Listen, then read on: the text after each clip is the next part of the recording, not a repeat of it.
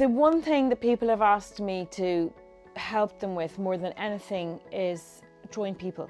We all love to draw people. We love to draw our friends, we love to draw our family, we love to draw randomers wherever we happen to be, because people are life and your family is your family, and it's so nice to have collections of sketches of your family. A few years ago, my youngest asked me to make her a calendar just of her, and I had at least 30 sketches from which to pick out 12, which was really, really nice. There are so many cool things you can do. I also did this little book of sketches for her birthday a year ago, which I'd love to show you sometime. So what I'm going to do today is I'm going to show you some sketches I've been doing lately of my family, and I've been sitting on the sofa at home as we've all been sitting around watching our various shows, playing games, whatever, messing about on the phone, and it's been really nice. I feel like, wow, I get to draw all these life models and they don't object. Now, they used to object, some of them, one of them. Okay, so here we go. We have this little sketch bag that I've been designing and making lately. Here it is, and it is designed to be something that you can use wherever you are without any fuss. So here it is, closed, and it's brilliant. It's got everything you need in it. Anyway, this video isn't about the little bag, but the point about it is that I've been testing its use. I've been testing it in the field being my sofa rather a lot lately. And I've got like all these drawings of my family as a result, and I thought they'd make a nice little collection to point out some basic principles when it comes to drawing people. So I'll just go through them here with you. This is my son watching a comedian on Netflix, and I'm going to talk about how I got these during the video. There's Ruben, and here are my two younger kids, and they're playing poker together, and they didn't move too much, so it was a great opportunity. So here is my husband, and lying on the sofa, or sitting on the sofa, and watching telly, but I wasn't hugely happy with that drawing, so I did another one of him, and this is much more like him. And here is my son again, wearing his Sketch with Roisin hoodie, because he's a loyal supporter, and he's got his laptop out there and he's doing a bit of work. Then we've got my daughter, my younger daughter, and she's on her phone. No, I don't normally include what's on the telly, but you can if you want. Which, again, I'll talk about that. And then finally, we have my husband driving down the motorway across the country, and I was a very willing backseat passenger. So as long as you don't feel ill in a car situation when you're drawing or reading, that's an ideal place to really enjoy drawing people. So I've divided it up into 4 things to be aware of. The first one is spatial awareness, by which I mean making little micro measurements. It's the essence and the basis of all accurate drawing. The second one is timing. That's how long you leave your watercolour to dry. It's when to grab the person while you have them. Observation, and that's always the biggest one. It means looking properly, looking at little things. And the last one is harmonious colour, and I suppose that's simple enough. It just means making sure your colours don't clash. So without further ado, let's get into it. I'm going to go through each of these little drawings with you and describe how I approach them with respect to each of those elements.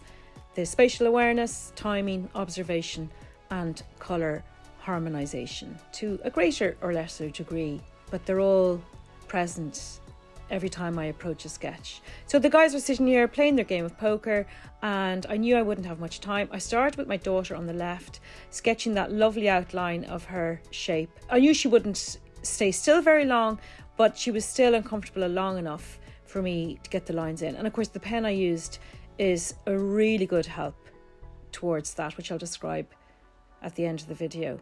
So they are beginning to move around. My son, less easy, so I used a skinny nib just to get the placement, and then I went over it in a slightly heavier mark. Well, Ruben was looking a bit sad, so of course I had to include him in the sketch. Then I painted the kids in because, of course, with people you must always paint them first. So let's take it one by one. Spatial awareness. So I knew I had to compare the size and shape of each element as I drew. I always start with the head, with the size and shape of the next little bit of body. So the next bit of her was her cheekbone and chin. I make my way down the body with my pen and I check and cross-check before I make any indelible mark with ink. Now listen, I nearly always get the shape of the head wrong because it's the first thing I draw, and so I have nothing to cross-check it with. But the good news is I always have a white gel pen with me, and I sometimes use that to scribble out any mistakes. The other thing is heads are all roughly the same size, give or take a frustrating hat buying experience, me.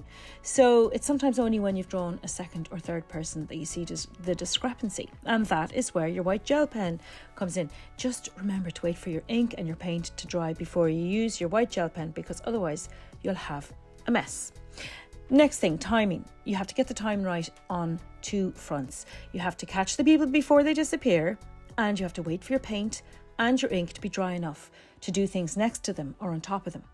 So I waited patiently for my son to take the same pose that I thought looked like the one that he was more likely to take each time. My daughter was drawn very quickly. She was great actually. The curves and the shape of her body was an easy enough shape. And of course I'm her mum, so I get to say, go back to the way you were. You were leaning on your right hand. No, the left. No, the right. That kind of thing. So you know what I mean. Just go for it. The next one, observation. And that is the biggest one of all. Remember to always draw what you see and not what you know. You can see the way I've left white strips on the bodies at all sides. So always look for your shadows and your light. Where there's light, there's usually a corresponding shadow. And where there's light, don't paint it at all. Just leave it white. The reflections cast onto the table by the poker game made for a really, really nice and sort of realistic element. Contrast between values of one part and another. Look for them. Look for darks. Look for strong darks. Observe. Look. Think about what you've just seen, and then draw. And at the very last minute I put Reuben, the terrier, under the table just because he is so cute. The last one is the colour. I felt it was important to paint the green baize of the poker cloth. So I balanced that bright green with the pop of red of my son's hat. Because if I thought the green was too sharp on its own, if there was no hat to balance it, then I would have used maybe a sludgy green like Green Apatite Genuine or Aquarius Green. But as it was, I was able to include the bright red and the bright green, and they balanced each other nicely and gave a nice bright look to the overall drawing. For the next one of my son sitting watching a Netflix show, I started once again with the head. I made a few adjustments as I went along because I could see I wasn't getting it quite right. It's always the same for me.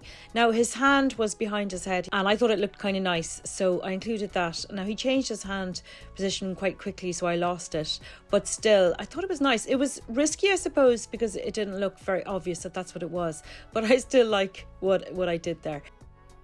Once again, in terms of spatial awareness, I made little tiny micro measurements. How far is his nose from his chin? How far is the upper arm from the base of the neck? And so on and so forth. How far is the rim of the cup of tea he's drinking from his mouth? And how does that relate to the length of his upper body? Now, I don't normally include what's on the TV screen, but I figured I could draw a stand-up comedian on the TV.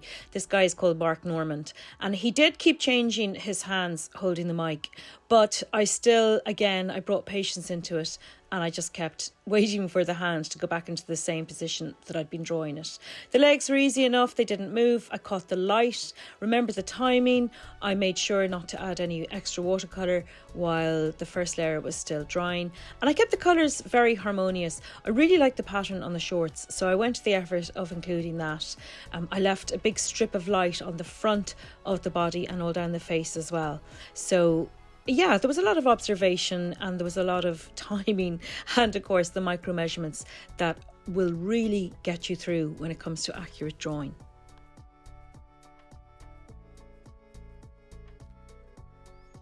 Well, I started this sketch of my husband as the light was already quite low, and by the time I'd finished, well, I couldn't see much, and when I tried to film the drawing I was doing, all I got was a really strong glare on the page, so I gave up. Now I'm using a water brush here because that's what comes in my sketch pocket, and it's grand. It's really, really convenient. Obviously the water's in the handle of the brush, but as you can see, it doesn't really hold much in the way of water and therefore pigment. So you do end up doing lots of kind of scribbles and you don't get the nice texture. In terms of the drawing, well, again, micro measurements. Now I did make a few mistakes, so I decided to have another go again. And this is the same subject, the same sitter, obviously, just a day or two later. I'm using a little bit of Payne's Grey for the hair on the back of the head. And I am using a lot of Payne's Grey for the clothes. Now, I didn't care for what was on the TV, so for me, it was ideal just to paint and to sort of half watch the TV screen at the same time. It means that the other person can watch whatever they want and you won't care. Now, the observation is worth pointing out here. The reflection on the glass of the screen is really quite a nice little feature. And I also like the way I did the shadow under the arm of the glasses. I thought that was quite effective. So that's all down to observation. Now for the next one of my son here on the laptop, I really like the drawing aspect. I'm glad I managed to capture a little bit of the drawing before I started painting. Again, it's all about those spatial awarenesses. And then I decided to put the skin colour in. Look at all those whites, those white strips left unpainted just to show the light, although the nose was kind of dark, so I filled that in a bit. But I got the face in because, again, I knew he might move. So again, that's your timing. It's really, really important when you're drawing people. You've so many things to keep current in your mind at any one time. That's why it's kind of hard, but you can do it. You can do it. All you need to do is really concentrate. And sure, don't you do all those online puzzles? Well, at least I do anyway. And they keep me concentrating, they keep me thinking. So it's the same sort of thing when you're sketching people. Just keeps you on your toes. It's probably very good for you. So here I'm just adding a little bit of shadow on the far side, the side away from the light.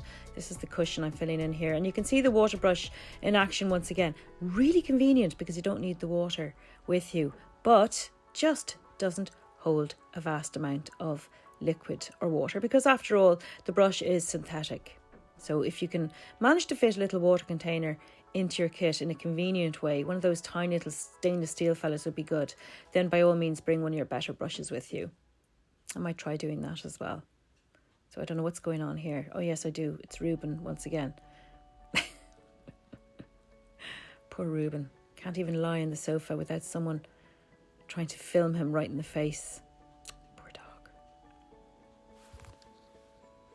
A little bit of Parisian agency happening on the screen there, and I've left all those light parts where the screen is shining off the body. You can see that quite strongly, and you can see the strong reflection in the table as well. Again, that's down to your observation.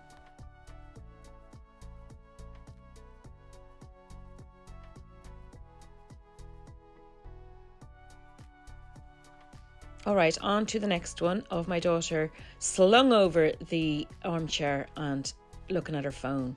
It was quite convenient really because I used the position of the cushions just to double check and cross check whether I was getting my lines in the right place. And once I'd done that and everything matched up, which doesn't always happen, more on that in a minute, but everything matched up, all the lines met where they were supposed to on the armchair.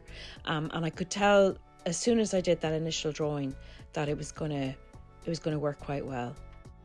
Now, in terms of observation, when I looked at the glasses, I could see that sparkle of light right on the lens, and I really had to think, okay, how am I going to get that sparkle of light on the lens? So I darkened up around the little sparkle. That always makes shines look shinier, and it really worked. And that was pure observation, pure looking and thinking before I drew. Lovely though the central figure was, I felt that the drawing could be a little on the dull side if I didn't include the setting. So I put in the background and I was really happy I did. I was sort of wondering if I'd bother putting the stuff that was on the TV screen into the drawing. And then the moment came, it was ideal. Everybody disappeared to make tea and have a bathroom break, and the movie was paused, and it was ideal. It was an ideal opportunity to draw what was on the screen, and you could see the two main protagonists.